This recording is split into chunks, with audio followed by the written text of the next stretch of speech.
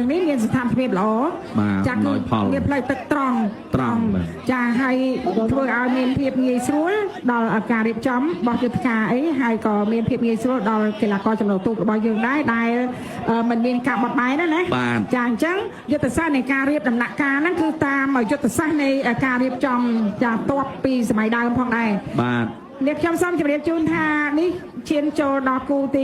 27ទូកអុំដ៏មានប្រជាប្រិយភាពជ្រៃសែនឆាយវាសនាមានជ័យបារមីបឹងក្រុមមកពីខាងវត្តបឹងក្រុមលវីអែមជាមួយនឹងការរំស័ក្តិសិទ្ធិការរំស័ក្តិសិទ្ធិក៏លោកបីល្អបាទការរំស័ក្តិសិទ្ធិឥឡូវយើងមើលសាច់ទៅខាងក្រៅការរំស័ក្តិសិទ្ធិព្រែកអំបិលស្អាង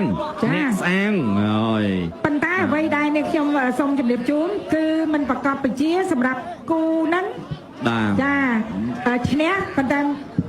มันប្រកបថាទៅឈ្នះគូផ្សេងទេថេរវេលាគឺយើងយកជាផ្លូវការទៅលើថេរវេលាអញ្ចឹងគណៈកម្មការយើងបានកត់សម្គាល់ទៅលើថេរវេលាហើយយើងនឹងដឹងពិតប្រកបថាទូកណាដែលទទួលបាននៅជ័យលាភីលេខ1បាទឥឡូវយើងបន្តទស្សនា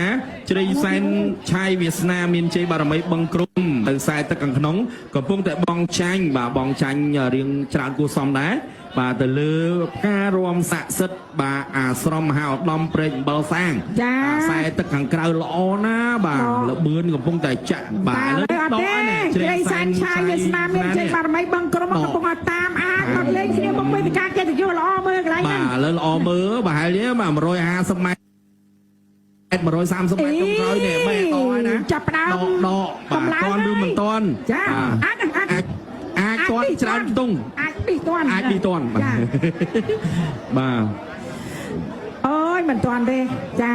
ដោយសារតែការរួមស័ក្តិសិទ្ធិនឹងបច្ចេកទេសនៃការអុំរបស់គាត់នឹងល្អមែនទេអូយបាទយើងមើល